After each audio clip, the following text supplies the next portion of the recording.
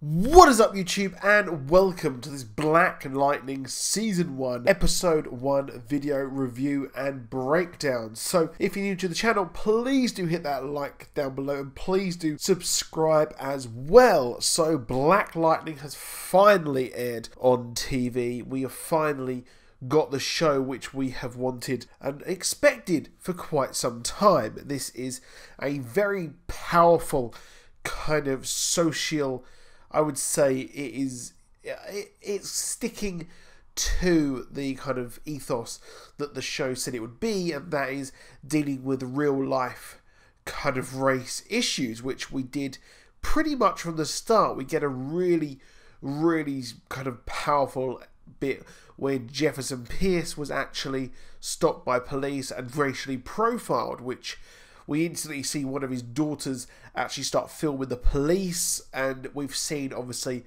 countless videos of police abusing their power while people are actually filming them. So there is that, and it was a really strong piece of TV, which, in my opinion, needs to be shown. It needs to be aired that this actually happens. So really big props there to the show for airing this in a comic book TV show, which typically are not actually powerful kind of shows which don't deal with kind of real life issues. The closest you could say is Arrow, which has ignored all the social justice parts of the origin of the comic. And another one could possibly actually be Riverdale, which again doesn't really deal with things like this. So Black Lightning, he's got his powers. He became a meta, and well, he disappeared for quite some time. And through flashbacks, we learned that Jefferson actually split up with his wife Lynn. So Lynn Pierce was the person that he split up with, and this was over time of him being a superhero and dealing with the fallout of him going out and getting his ass kicked night after night.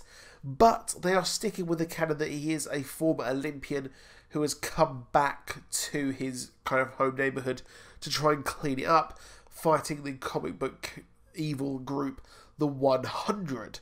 So this is very close to the comics.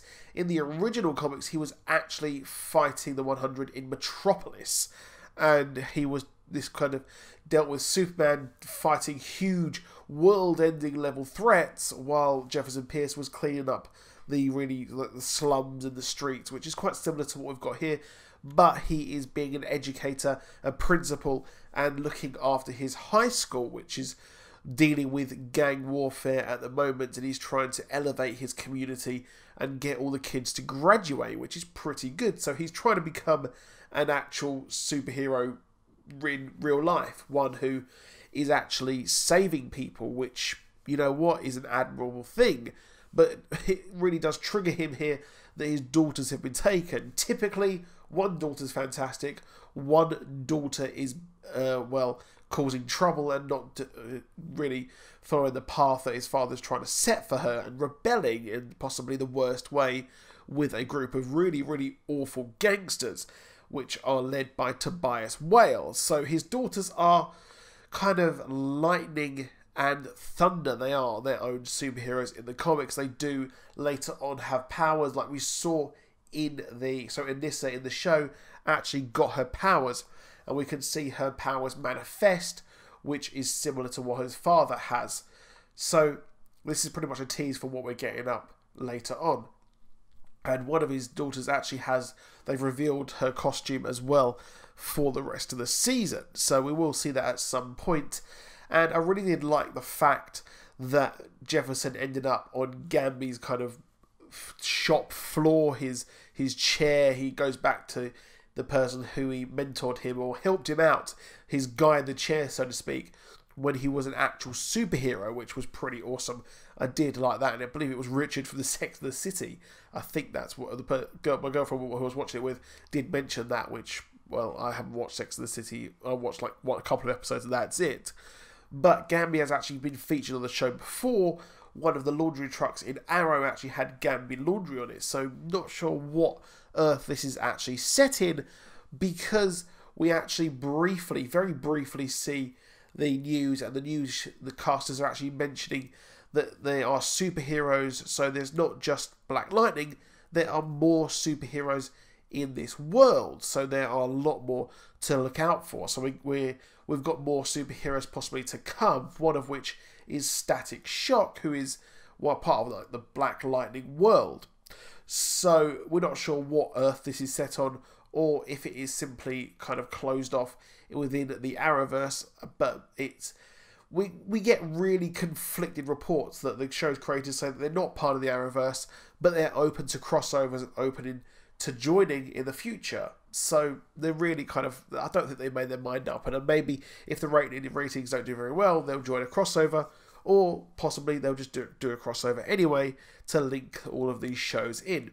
But overall, I thought it was an okay show. I was watching it, I didn't think it was like the most amazing thing in the world personally.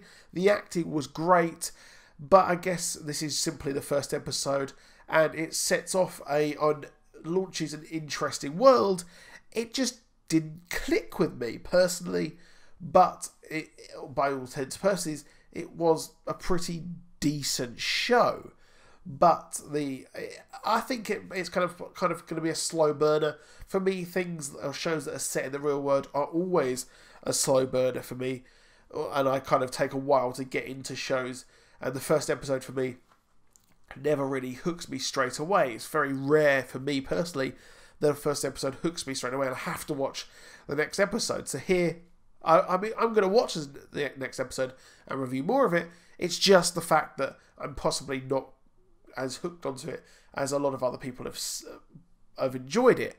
It felt a bit more like the Daredevil or possibly Luke Cage, and really I think that those shows kind of do things just a little bit better here.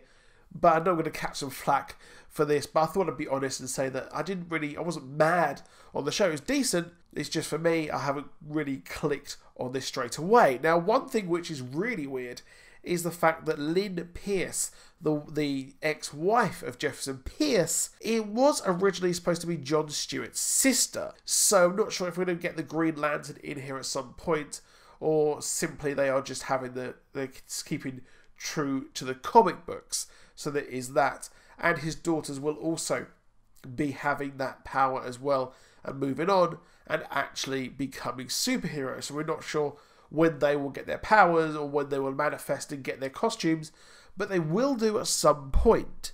So we'll see some conflict, and I like the fact that the hero has come out of retirement and he's going to be leading his daughters into battle as well. So yeah, pretty decent show, to be honest. I'll watch the next episode. It was alright. Now, what is really cool is our big bad here is Tobias Whale, played by the rapper Crondon, which is pretty dope as well. So he's really, really good. So he's going to be the villain of the piece this season. He'll be the big bad, and we'll see how this goes. It's cool to see some street level stuff going on here, to be honest. And he's really, really good. I think he personally stole the show in the whole of this episode. Also, I didn't mention as well, Peter Gamby is, like I said in the earlier part of this video, the one who actually built the suit for Jefferson.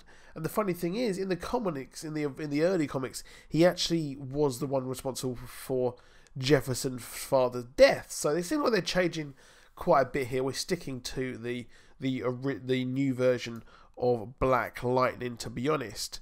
But that is it for this video. Please drop a like, please do subscribe, and I'll see you soon. Goodbye.